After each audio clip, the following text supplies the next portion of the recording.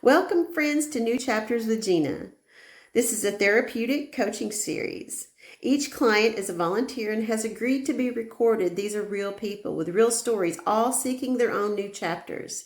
The intention here is to share stories and promote healing. I have a healing process that I use, and you will hear me refer to it along the way. This channel or any of the content is not meant to be a substitute for any needed medical attention. This channel is being sponsored by Working Smarter Digital Sales. If you would like to know how you too can earn a passive income and follow your dreams, visit workingsmarterdigitalsales.com. If you would like to follow the journey with me here on the channel, please like, share, and subscribe. I'd really appreciate it. Enjoy the session. When the good stuff's going on, milk it for all it's worth. And when the challenges are coming, just accept them for what they are and learn from them, and then try to take that next step forward on the new track about that situation. Yeah. So now we're going to get in to the third topic. We're moving along pretty quick here, though, aren't we? Yeah. But I'm going to explain to you more about the process and stuff at the end. Okay, so the third topic that we're going to cover today is communication, interpersonal relationships and communication. Okay, and you said that you were needing help with interpersonal relationships. You said, I tend to stuff shit down and not talk about it. In turn, it blows up. I have been working on this, but issues keep surfacing. The lack of trust in partnerships, the lack of respect in the same. Okay, so can you elaborate a little bit more on that? It seems to be whenever I need to say something, it gets stuffed down and I don't say it in a timely manner, and I sit and dwell on it, and then we go down the damn track, and it keeps going, and it gets worse and worse and worse. And the longer I sit and wait and think about it, the worse it comes out my mouth, and it comes out just mean sometimes, and I don't want to be a mean person. You know what I mean? I understand. On the flip side of that, my fiance, whenever he gets mad, he blows up, and it comes out immediately. That affects my nervous system. Whenever he blows up, starts yelling and shit. And I've tried to talk to him about it. We've talked about it. And the conclusion has become that he will be quiet. He's not saying anything at all whenever he gets mad now. Completely shutting down, completely being depressed about it. And then that, I feel like that kind of spills over onto me energetically, you know? And so it may be calmer, but it's not really a solution. It's not any better. I would rather you yell at me than to be silent and give me the damn silent treatment, you know? So it's very frustrating, and yeah, it's very frustrating to understand be that. And so I would love to see me personally to be able to speak my mind, maybe not necessarily as I'm feeling it, but as I've been able to get like a grip on it, to be able to speak and to not hurt other people. But I think that's kind of hard, you know? I mean, you go through life and you hurt other people. I think that might be part of being in a relationship, you know? You hurt each other, and then you either leave or you reconcile, you know what I mean? Okay, let's I'm gonna address the part where you're talking about when you feel like there's something you need to say and you don't. Yeah. Okay, so where in your past did that begin? Oh, that began with my father. Okay, all right, with a male figure in your life when you were a child, I guess. Yeah. It was hard being around him. Basically the same as this guy, now that I look at it. It's just not really allowed to speak my mind, and if I did speak my mind, I was told to be quiet, you know. And well, when we're children, we don't have a lot of control, right? But in that situation, you adapted to it in the situation, and you learned how to adapt around that kind of personality. Yeah. And so it's comfortable for you. You know how to deal with that, even though you'd prefer not to. Yeah. You know how. And Yeah. so now, fast forward, here you are in a bit of a similar situation with a male figure. Of course, it's a romantic relationship, so it's different, and you're an adult. Yep. And so we have to remind ourselves and take stock, because this situation, the reason you're responding in that way has very little to do with your partner. Yeah. It's all It- trauma response. exactly. It's the Yeah. way you adapted to that situation. But Yeah. reminding yourself of that and realizing that that's kind of where it started, because you're not a child anymore. Right. You're a grown woman, and you have the full right to say or do what you need to do at any given moment. Yeah. And so, but that fear is still kind of lingering there. Oh, yeah. But when we start working on the new track, then it's going to help create some more responses that you can have other than just fear. Because right now, that's just your default, because Yeah. you feel like you're in danger. Yeah. Oh, yeah. And in those moments, do you believe you're in physical danger? Sometimes. Sometimes Okay, you get well, so pissed off that, yeah, I feel like I need to go grab my piece or something and just to have it for self-defense. But well, I don't think that he would ever do that. But, you never know about people. People snap all the time. They made a series about it. Well, maybe he would never do that, but the fact that you feel compelled to, that might be an appropriate response, that's not good. No, it's not And good. and so it seems like that you're working towards trying to set some boundaries with your partner, and, Yeah. and trying to handle the situation, but at the same time, if you feel unsafe, even if he's not doing anything, even if it's just your response and not really him, if you feel Yeah. unsafe, you need to respond accordingly. Yeah. Because if you don't feel safe, then you're going to keep reacting from that space, and you may inadvertently cause an issue where there wouldn't be, because you're feeling threatened and because you're feeling afraid. Right. And my response is shut down and just don't say anything and just give them space. Well, I don't. How long have you and your partner been together? 6 years. 6 years. and Almost. and but you don't. Okay, you feel intimidated. Do you feel like he's intending to intimidate, or do you feel like he's just responding and that's all he knows? I think he's just responding and that's all he knows. Okay. So the you that I'm talking to you right now is a little bit more level. You're not being triggered by him in a situation. And so you can have a little bit more clarity, I'd imagine, than you would in a moment with him. Yeah. Yeah. So, but at the same time, I don't want you to find yourself in a situation where you feel scared or threatened or you need to protect yourself, Right. even if he's not really doing anything. But if you believe that that's what you need to do, then you may act rashly. Right. You see what I mean? Yeah. Because you feel threatened, or that you need protection. Yeah. So, I don't know what you might need to do in that situation. Boundaries for sure. You may need to create space until you can, get yourself more level so that you're not responding in that way. Right. Because, we can't help how other people react. We can only help how we're reacting. And if he's just kind of blowing up, but he's not really doing anything that's a direct threat towards you, right? No. But in those moments, it kind of feels that way. Yeah. Okay. So my suggestion to you would be to think about it a little bit more and maybe create a little more space for yourself to get your stuff more stabilized so that you're not responding in that kind of way. Yeah. Because now, if he was being threatening towards you or physical towards you, then I would say you need physical distance immediately. Oh, yeah. No, he'd be out the door if it ever came to that. Well, good. I'm glad you have that boundary in place for sure. Yeah. But you don't want to react and cause an issue either. I don't. I don't. No. So you're the only person that you can manage. You can't, Exactly. you can give him boundaries, but that's it. And Right. it's up to him whether he crosses those boundaries or not.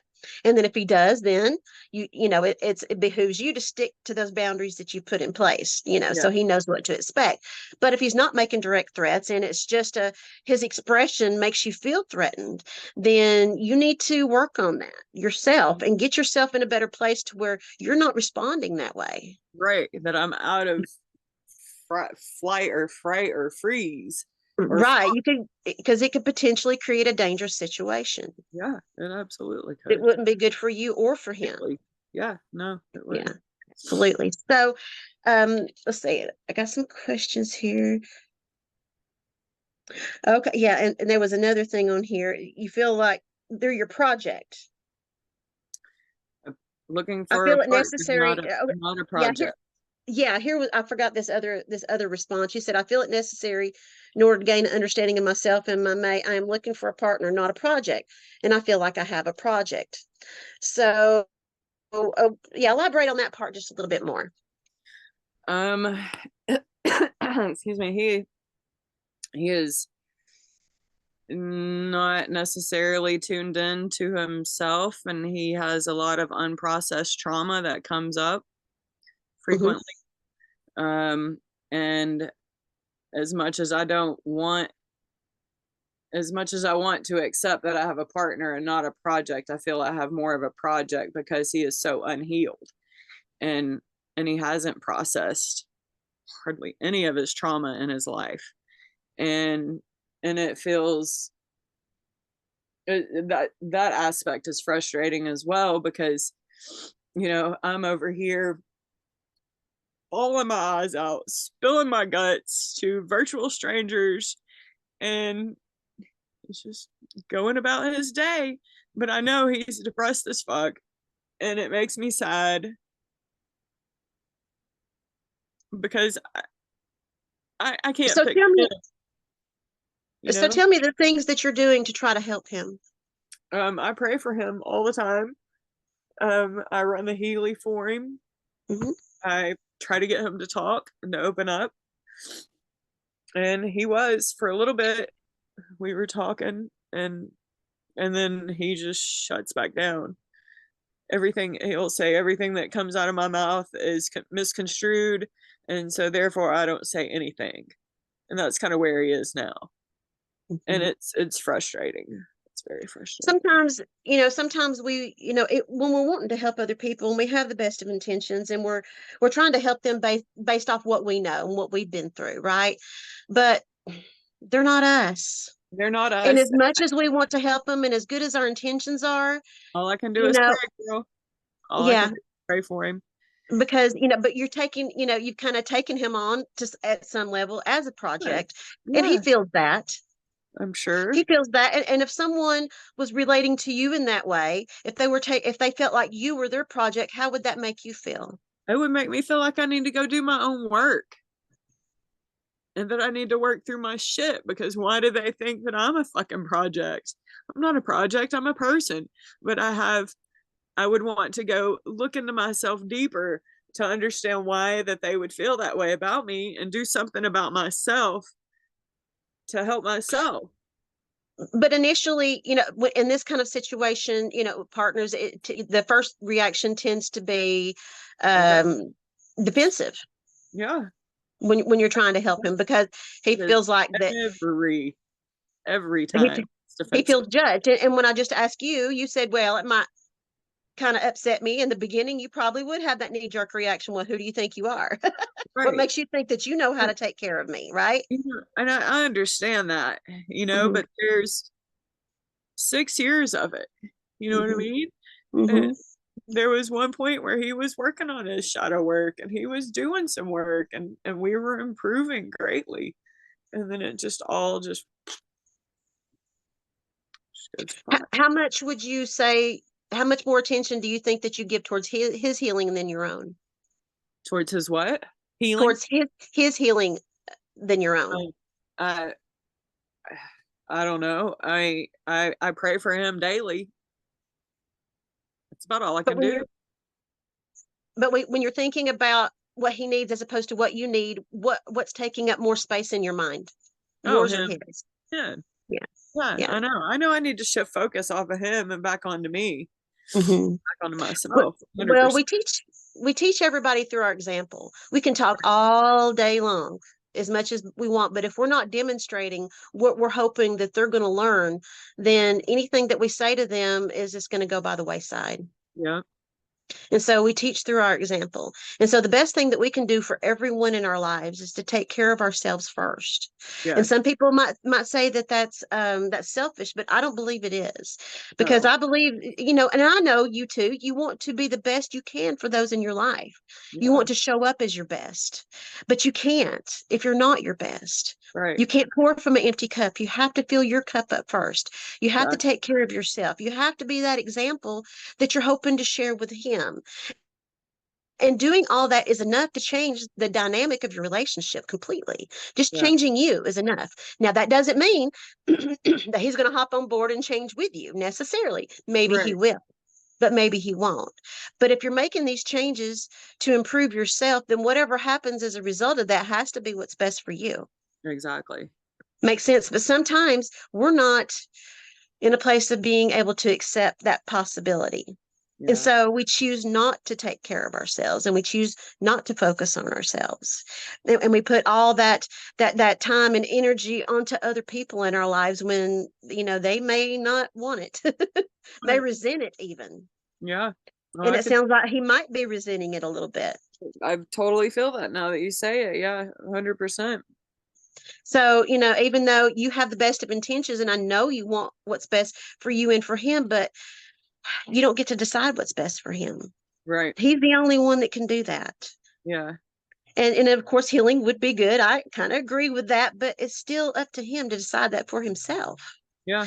But he could better make that choice, or able more to make that decision for himself, if he sees you demonstrating it and taking care of you, unplugging from the need to maybe micromanage a little bit him, trying to Mhm. help him when he's Oh, not yeah. really asking for it. Yep. Just unplug from that and start pouring into yourself, and, Yeah. and give him a little space, and say, well, I'm just working on myself right now. If you'd like to talk, we can talk. But other than that, I'm doing me. I'm over here. Yep. Yeah, I'm over here. I'm healing. I'm becoming a better version of myself. I'm becoming happier. Oh, you wondering why I'm getting happy? Well, let's talk about that a little bit. Yeah. But it has to be his idea. Yeah, you're He has right. to be the one wanting to know that information.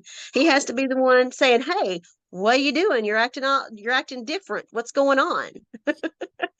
And then share it with him. But it has to be his idea. Yeah. I know that when we start healing ourselves, we're like, "Oh my gosh, this feels so much better. I want to take everyone with me. Right. Come on, go with me." And, Yeah. then you start sharing about how excited you are. But if they're not asking, then you're impeding on their own free will. And that's just going to cause you more issues. Damn, girl, say that again. I'm sorry. Say it again. You're encroaching on his free will Yeah. Wow. Sure am. when you're almost insisting that he needs healing and he's not asking for it. Yeah.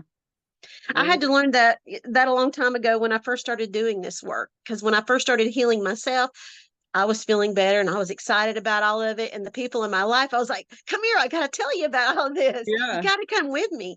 And it just did not work out too well. My husband at the time, he thought I had lost my mind. He thought I was kooky.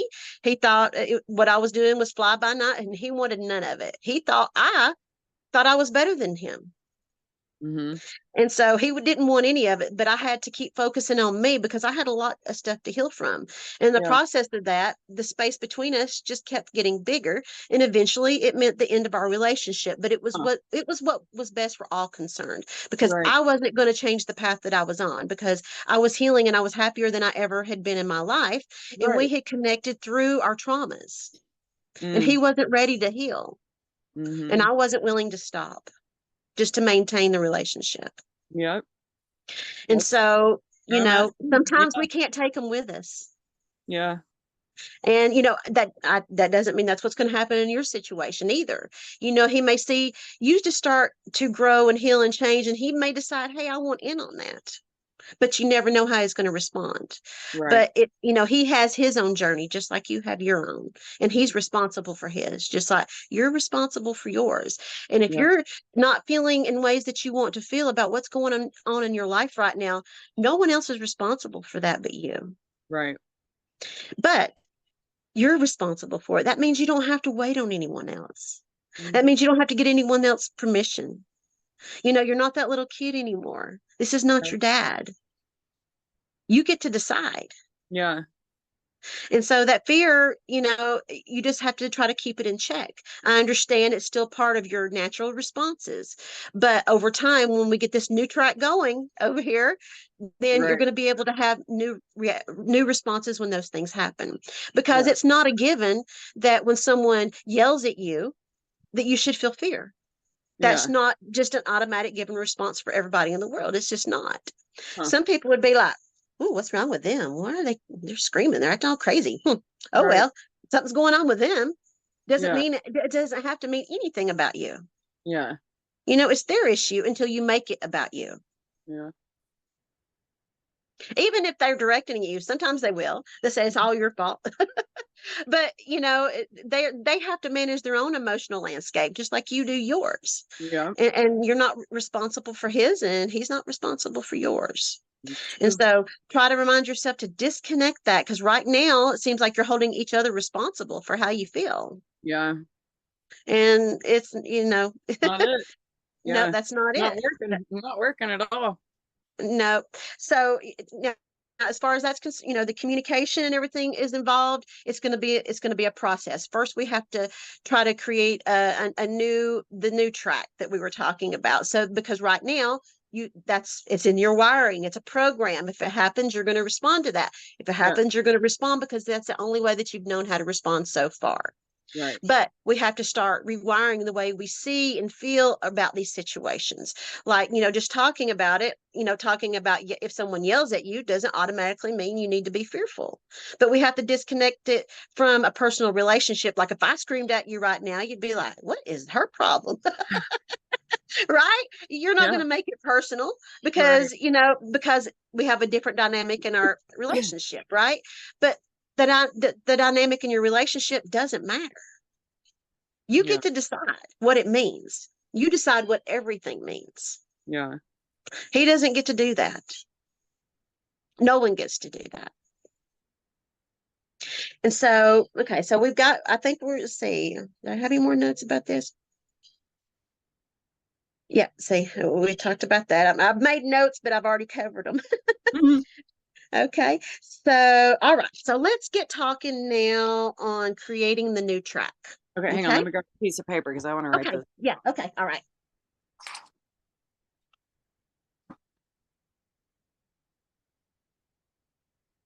Okay. All right.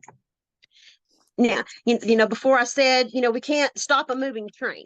So that's Right. not the best time to try to change it. So when you're in the middle of a triggered moment and you're feeling that fear, that's not the time to try to change it. If you can get out of the situation, disconnect from the situation, that would be best Mm-hmm. during those moments. But you can't try to turn it around because it's probably not going to work because you're already triggered emotionally going in the opposite direction. So what Right. I suggest to try to get the track going in the right direction is we start laying the new tracks, right? We have to start a new practice way of thinking. And how Mm-hmm. we do that is we're going to be creating a new neural pathway. And you already kind of understand what that is, but we can't create that new neural pathway without repetition because the Mm-hmm. program you're on right now was created through repetition, right? That's why Yeah. you don't have to think about it. That's why it's just automatic. But anything can become exactly that same way through repetition. Right. But with this new track over here, you got to put a little conscious effort into it to create that new repetition, right? And Mm-hmm. so the best time to do that is first thing in the morning when you first wake up. So I want you to, when you very first wake up in the morning, most of us go to the bathroom first, right? And so after you go to the bathroom and you're, in front of the mirror washing your hands, I want you to stop for a minute and I want you to look at yourself and I want you to say, today I am capable of. And I want you to start with the easy stuff. We're going to start the momentum. Okay. I don't want you to say anything that's not true. There's plenty of good stuff in your life that's true that you're capable of that you can start on. So you could say, well, to start with, I was capable of walking in here this morning. That's pretty cool. Not everybody can say that, right? Okay. I can take care of my own personal needs.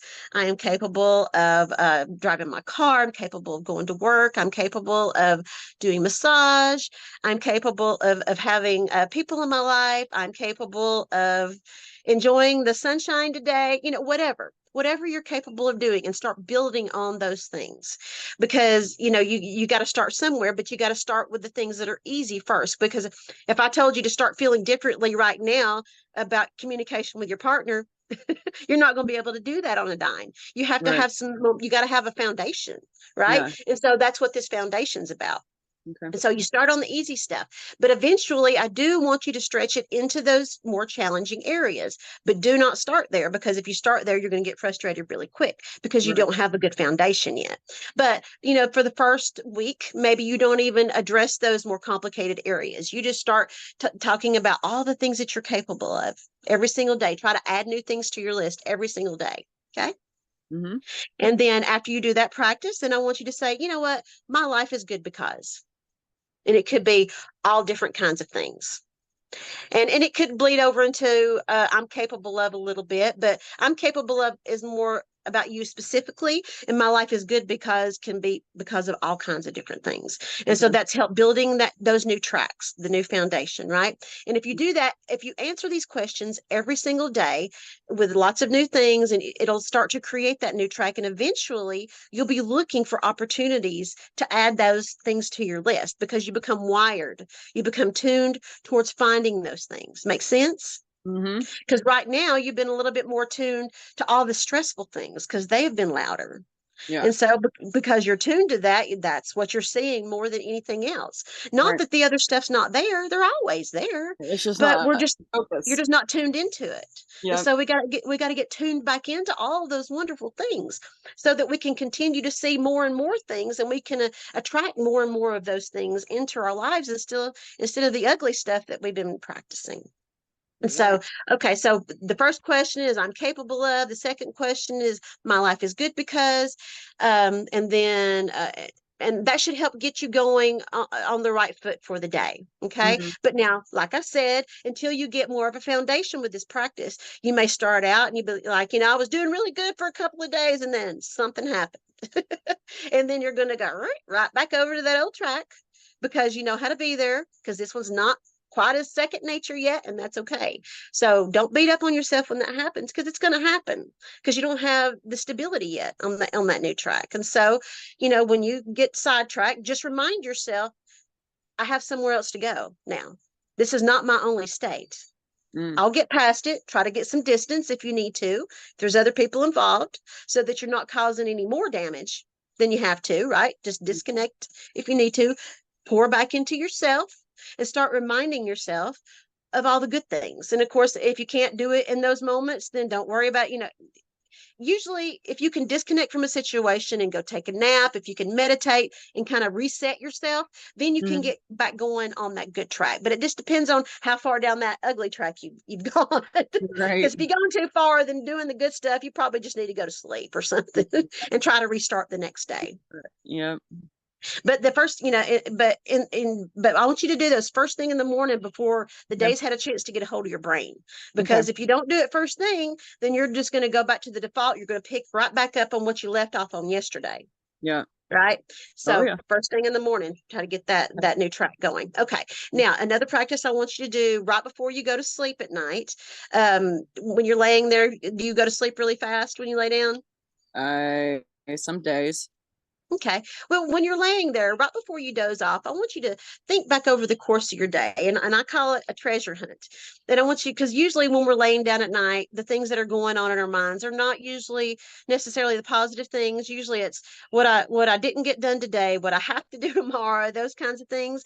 And you're getting ready to go to sleep. So there's zero benefit to going over those things in those moments. So instead of doing that, give yourself permission to have the treasure hunt. I want you to go back over the course of your day and look for any and all positive aspects that happen in the course of your day. And it could be anything. I heard a bird singing today out my window, that the sun was shining. Someone brought me a glass of water that I didn't ask for. It was so kind of them. Just go back over and find all the little nuggets of positivity that was in your day, and remind yourself of all those things right before you're falling asleep. And then when you fall asleep, it's going to be easier to pick back up on those things in the next morning, right? But also before you even do that one, back up just a little bit before you ask that question. I want you to say, today I have demonstrated care for myself by. Because as you know, adults, especially women, we have been wired for generations to put everyone else's needs above our own. Today I've demonstrated care for myself by. And then right, and then you go back over the course of your day and you look for all the things that demonstrate that you matter, that you're important, that you've done. Because like I said, most of us aren't wired to do that. We're, you know, especially as women, we've been conditioned for centuries toot to our take care of horns. everyone else in our life, right? Yeah. But you know, how much of us are they actually getting? We want to be our best, but we're only, if we're depleted all the time, they're only getting what we got left. Yeah. And so Scrap. we've got to pour into ourselves to be able to give them our best. And so really it's what's best for everyone in your life. Yeah. And even if it ends up sometimes, you know, relationships, friendships can kind of vibrate away from you. But if you're becoming a better version of yourself, it has to be what's best. Yeah. But that's not always the case. And so, okay. And so we've got that. Today I have demonstrated care for myself by, and then you go back over all the things that happened in the course of your day, all the positive little nuggets. And those are the things that you're falling asleep on. And so when you get up the next morning, it gets a little bit easier every morning to get back up on that positive note. Yeah. Makes sense. Because right now, when you first get up, you're going to have negative Nancy. You're going to be like trying to be positive, and here she goes, "What are you doing this for? This is ridiculous. You're just talking to yourself. You're just saying, you know, positive things that this is not going to do any good." But she's part of the problem. Yeah. And so you have to just kind of shut her up. And if she won't leave you alone, say, "Okay, Nancy, what are you going on about?" And it's usually about something that's happened in the past, right? She'll be like, "Well, this is no good because this happened, or this is no good because that happened." Well, I can't change what happened, Nancy. So what good is bringing up that right now going to do? There's nothing I can do to change that situation. So I'm on this track now. That, you know, what you're talking about is in the past and I can't change it. So we're not talking about this. I'm talking about what's right here, right now that I can feel good about. And eventually she'll shut up. But in the beginning, she's going to pipe up and have stuff to say. Of course. Of course. And so I just like to make you aware that that's okay when that happens, because some people start to feel defeated. I'm trying to say these positive things and I just feel ridiculous. You're going to feel ridiculous because that old track wants you back. Right. It's a program. It's running wide open. And just like on a computer, when you put a new program on a computer, there's some bugs to work out. Right. It's not going to run smoothly automatically, right? You got to, the system has to acclimate to it. And so that's what's happening within you too. It's not really much different. But you have to keep running the program. If you quit running the program, it's not going to acclimate. It's not going to catch up. Right. Yep. It's going to malfunction. Yep. Yeah. So, okay. So do you have any more questions for me? Let me just recap to lay down new facts. When I wake up today, I am capable of, and make it actually doable, and don't snow yourself about it. My life is good because, and then that, it seems that would set an attitude of gratitude for the day, which helps to attract more gratitude and abundance. And then before I go to sleep today, I've demonstrated care for myself by, which is a huge one and makes me want to cry right now because I don't think I do that very often, but I'm going to start doing it. And then before I go to sleep, do a treasure hunt for the positive things, anything. Let those be the things that you're falling to sleep to, because you deserve that. Yeah, you deserve that. There's positive and negative to every situation. Yeah. And you get to decide what parts that you want to grow. Right. What parts you want to experience. Which wolf you want to feed. Yep. Right. Exactly. And, you know, we're all going to get thrown off our, I don't care how long you've been, you know, doing this work or you've been on the right path. Right. You're going to be challenged and you're going to catch yourself right back on that other track again. But as time goes on and you find yourself back on that track, you'll be spending much, much less time on it each time you find yourself back over there. Right. So now, you know, I've been practicing this work for a long time now. And more recently, when I had the pivot in my career, you know, I had like probably a day and a half of being back on that track. Right. But because I know what that track looks like and I know the damage that track can do, I Right. completely disconnected Yeah. and gave myself the time to process and decide the next steps I was going to take. Yeah. And so, once I had that time, and then I was able to pop back on my other track over here that I've been practicing for much longer now. It's Right. because it's much more stable now than it ever was in the past. But now if I was rewinding back, 13 or 15 years ago, I would have not been able to jump back on any kind of. I would have stayed on this track and rode it out till it dead end somewhere because Yeah. that's all I knew. Because Right. I identified that track was me. Yeah. Because it was just programmed. And just like you, I had learned those adaptations from childhood, because I dealt with physical, mental, emotional, sexual abuse when I was growing up. I had Right. traumas in my early adulthood, and Yeah. so I was doing the best I could based off everything that had happened to me. But it had created, the way I had adapted around me was really working against me in my adulthood and my ability to reach my goals and to have the kind of relationships that I wanted. And so, I had to find a new way. Yeah. And so when I started doing this work, then, I started learning a lot more about, and I had created the process and started practicing traveling on my new track a lot more often. But that Yeah. doesn't mean that the old track will never come into play again. Right. It's I completely wish I could wave a separated. magic wand and say it's gone forever, but that's just not reality.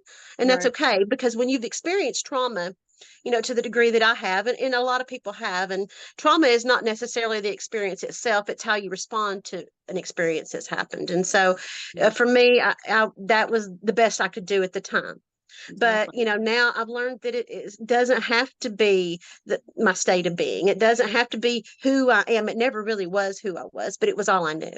Right. So now I know a completely different life. My life has changed completely. I mean, it doesn't even recognize each other, how my Yeah. life used to be or how I used to respond. But my life on the outside looks much different now because of how much differently I'm responding to life. But none of it could have happened if I hadn't changed me first. Exactly. We're the foundation for everything in our life. Yeah. And so we've got to get that foundation first and Yeah. decide what we want it to look like. And then everything around us will start adapting to that. It has to. Yeah. This is how it goes. Yeah. But we create that state though. Yeah. I'm willing to do the work. Been willing to do the work, Yeah, absolutely. Well, and that's all you got to do is you do the work on Right. you, Right. right? What another wants to do, it's up to them. Mm. But the best you can do is demonstrate it. Just show them. Yeah. Don't say, "Look at me." Just do it. Yeah. And if they want part of it, they'll ask. Yeah. And if they don't, then they may find somewhere else to be. And that's okay. That is okay. Yeah, it's okay. It doesn't mean it doesn't hurt a little bit when that does happen, because it Right. does. Believe me, it was my boy's father. When I, so it was really tough. Yeah. I really didn't want to make that decision, but I Right. had to. It was it was the most loving thing that I could do for everyone involved, Mm-hmm. including him, because I wasn't the person that he married anymore. Yeah. He actually said that, and he was right. I wasn't. We were no longer compatible anymore, and so he wasn't willing to change. So it was really the best I did for all of us. Mm-hmm. And so, anyway, I appreciate you so much for being with me today and sharing You. your story with the viewers. I know they're going to get so much value in your story and in your share. And I just really appreciate you being here with me today. Thank you, Gina. I appreciate you too and your willingness to help me. Thank you. Thank you. I'm going to end our recording now. Okay. Hang on.